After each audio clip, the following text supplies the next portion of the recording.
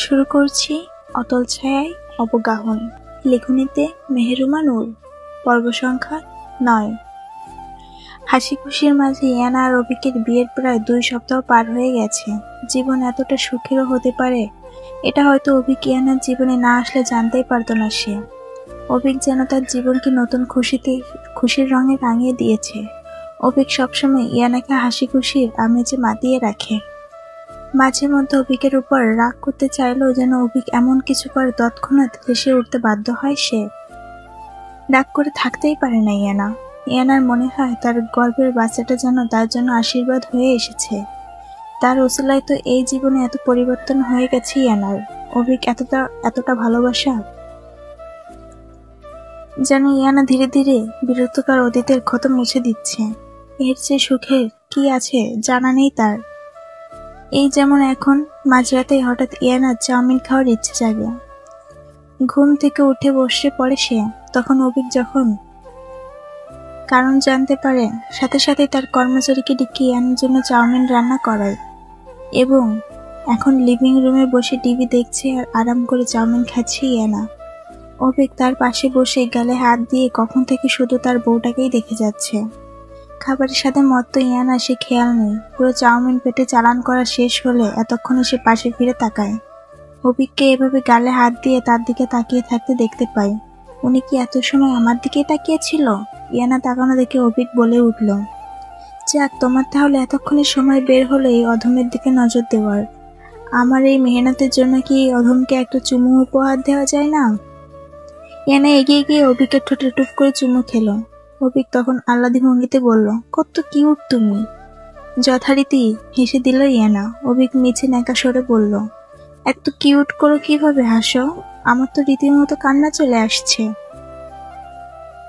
এত ঢং কিভাবে করতে পারেন? আচ্ছা, আপনাকে একটা কথা বলার ছিল। বলো সুইটহার্ট। না মানে আমাদের বিয়ে হয়ে গেল, কিন্তু আপনি এখনো আমাকে আপনার পরিবারের অফিসিয়ালি পরিচয় করিয়ে দিলেন না। আপনার মনে হয় না আমাদের দেখা করা উচিত আপনার পরিবারের সাথে? অভিক দ্বিতীয় ভাবনা না ভেবে বলে উঠল, না, দরকার নেই পরিচয়ের। সময় হলে এমনিতেই পরিচয় হয়ে যাবে। ইয়ানা ভাবলো অভিক তাহলে ইয়ানাকে তার পরিবারের সামনে নিয়ে দেখাতে লজ্জিত বোধ করবে। অবশ্য হওয়ারই কথা। তার মতো একজন স্কট যে টাকার বিনিময়ে নোংরা থেকে নোংরা কাজ করেছে, তার মতো কাউকে বউ বলে পরিচয় করানো লজ্জাজনিত বিষয়। কথাটা ভেবে নিজ মনে ব্যথিত হলো ইয়ানা। তবে অভিক তখন বলে উঠল, আমি চাই না তুমি আমার ওই বাজে পরিবারের সাথে দেখা করো আর আমার উপর থেকে ভরসা উঠে যাও। বদমাশরা কখন কোনো বাজে কথা বলবে, তখন তুমি আমার উপর রাগ হয়ে আমাকে ছেড়ে দিতে চাইলে আমার কি হবে? ইয়ানা আবারও হতবাক। সে কি ভাবছিল আর তার হলো উল্টো। লোকটা উল্টো আরো তার পরিবারকে পরিবার নিয়ে নিজেই লজ্জিত। ইয়ানা মুচকি হেসে বলল, এমন কিছু হবে না, আমি আপনাকে ছাড়বো না। সত্যি তো? হ্যাঁ সত্যি। ঠিক আছে, তাহলে কবে যেতে চাও? সেটা তো চেয়ারম্যান স্যারকে জিজ্ঞাসা করা উচিত, তাই না? উনি সময় অনুযায়ী ওনার সময় অনুযায়ী যেতে হবে না? ওই বুড়োটাকে এত বসগিরি করতে দেওয়ার কিছুই নেই। তুমি যখন বলবে তাই হবে। তাহলে আগামীকাল যাই? ঠিক আছে, তুমি যখন বলে তখনই যাব। ইয়ানা খুশি হয়ে আবার চুমু খেলো অভিকের ঠোঁটে। জীবন অনেক সুন্দর। পরদিন দুপুরবেলা অভিকের বাবার সামনে বসে গাড়ি এসে অভিকের বাবার বাসার সামনে এসে গাড়ি থামলো তাদের। ইয়ানা ভেতর ভীষণ নার্ভাস লাগছে। না জানে অভিকের পরিচয় কিভাবে গ্রহণ করবে তাকে। ইয়ানার নার্ভাসনেস দেখে অভিক তার যথারীতি ভঙ্গিতে বলে উঠল, নার্ভাস হলেও তোমাকে কত কিউট লাগে। তোমার এমন কোন রূপ কি আছে যা কিউট লাগে না? তুমি পেঁয়াজের মতো প্রতি লেয়ারে লেয়ারে আরো বেশি সতেজতা দেখাও। ইয়ানার বিরক্ত চোখে তাকালো। সে এখানে নার্ভাসনেসে মরছে আর উনি আছে ওনার ফ্লার্টিং নিয়ে। দুজন বেরিয়ে বাসার ভেতর ঢুকলো।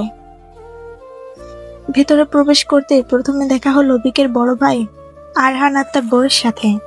ইয়ানা নম্রতা সহকারে অভিবাদন করলো তাকে। আরহানও মুখে প্লাস্টিক হাসি টেনে বলল, ওয়েলকাম। অভিক বাঁকা হেসে আরহানের উদ্দেশ্য তিরস্কার স্বরূপ বলল, হঠাৎ এমন সাফিকেটেড ভাব ধরেছ কেন? শেষ কবে বই পড়েছ তা মনে আছে? অভিকের তিরস্কার আরহান বুঝেও মিছে হাসলো। ইয়ানার কেমন যেন মনে হলো লোকটা হাসলেও তার চোখের ভাষা যেন মিলছে না তার হাসির সাথে। ইয়ানার মনে নার্ভাসনেস যেন বেড়ে গেল। পাশ থেকে অভিক ইয়ানার কাঁধ জড়িয়ে ধরে কানের কাছে হালকা ঝুঁকে বলল, ভয় পেও না, মারামারি লাগলে তোমার বরই জিতবে। এটা শুধু দেখতেই এমন ভয়ঙ্কর, আসল কাপুরুষ। ইয়ানার চোখে ইশারা বোঝালো, বাচ্চামো বন্ধ করুন। তবে মনে মনে যেন অভিকের কথায় তার ভয় কমে গেল। এখন আর কোনো ভয় নেই। ওদের মাঝে এবার অভিকের বাবা আয়মান সাহেব এসে সদর্পণ হয়ে বললেন, এসে গেছো তোমরা, ওয়েলকাম ওয়েলকাম। ইয়ানা তার অভিবাদন জানালো। আরমান সাহেব ট্রের মতো পাত্রের উপর একজোড়া ছোট্ট গোল্ডের জুতো সামনে ধরে পড়ল। এটা আমার পক্ষ থেকে তোমাদের বিয়ের উপহার। ইয়ানা বিস্ময় ভরা চোখে তাকালো। একদম ছোট্ট পুতুলের পায়ের মতো মাপের জুতো জানায়। সে কিছু বলার আগে অভিক বলে উঠল, তোমার গিফট ফালতু হয়েছে, তোমার কাছেই রাখো। আরমান সাহেব হালকা খেপে উঠে বললেন, কি বললে তুমি? আমার গিফট ফালতু? তুমি জানো কোথায় থেকে এটা বানাতে? ইয়া রাইট, অভিক ইয়ানার উদ্দেশ্যে বলল। তোমার বর তোমার জন্য এর চেয়ে ভালো গিফট এনে দিবে। আরমান সাহেব বললেন, আচ্ছা আচ্ছা, এবার এসো, খাবার রেডি, খেতে বসা যাক। ডাইনিং টেবিলে বসে খাওয়া শুরু করলো সবাই। অভিক ইয়ানার প্লেটে খাবার তুলে দিতে দিতে বলল, এটা খাও সুইট হার্ট। ইয়ানা অভিকের দিকে হালকা ঝুঁকে ফিসফিস করে বলল, আমাকে তুলে দিতে হবে না, তুমি নিজে নিয়ে খাও। অভিক তার যথারীতি স্বভাবে জবাব দিল, আমি তোমাকে খাবো সুইট হার্ট। ইয়ানা তৎক্ষণাৎ মাথা ঘুরিয়ে খাওয়া শুরু করলো। এই লোকের সাথে কথা বলার চেয়ে খাওয়াতে মনোযোগ দেয়াই সেফ। অভিক হেসে দিয়ে বলল, তুমি খাওয়ার মানে আমার খাওয়া, বিয়ে মানেই তো দুই দেহ এক প্রাণ। লোকটার এমন আদিকালের বেলমি কথা ইয়ানার কোনো উত্তর দিল না। খাবারেই তার মনোযোগ। তবে এদের এমন প্রেম দেখে সামনে চেয়ারে বসা আরহান যেন অসন্তুষ্ট। ইয়ানাকে ছোট করার জন্য সে হঠাৎ করে তার বাবার উদ্দেশ্যে বলে উঠল, বাবা, তুমি জেনে খুশি হবে যে নোবেলসের আগের যে কোনো সময়ের চেয়ে এখন আরো ভালোভাবে চলছে। গত বছরের তুলনায় লাভও বেশি বেড়েছে। তুমি তো জানোই সৌন্দর্য আর ফিগার ভালো মেয়েদের জন্য কাস্টমার বেশি ডায়মন্ডিং। আজকাল এমন মেয়ে পাওয়া অনেক মুশকিল হয়ে যাচ্ছে। নোবেলসের এমন নাম শুনতে ইয়ানার খাওয়া থেমে গেল। লোকটা যে তাকে করতে ইচ্ছে করে তাকে ইঙ্গিত করে কথা বলছে তা সে ঢের বুঝতে পেরেছে। এমন লোক আগেও অনেকবার ইয়ানার সাক্ষাতে এসেছে। এরা তেমন লোক যেসব লোক মজা পাওয়ার জন্য ওনাদের উপর পা দিয়ে চালাতে ভালোবাসে। ইয়ানা জানে নোবেলস আরমান সাহেব বর্তমান সেটা আরহানের দায়িত্বে, সেই জন্য সে এভাবে শুনিয়ে বলছে। আরহান তখনও ওই বিষয়ে আরো কিছু বলতে যাচ্ছিল, ঠিক তখনই টেবিলে থাকা গ্রিল করে রাখা বড় সামুদ্রিক কাঁকড়া উঠিয়ে সজোরে আরহানের মুখের উপর ছুঁড়ে মারল অভিক। ইয়ানা বিস্মিত চোখে তাকালো।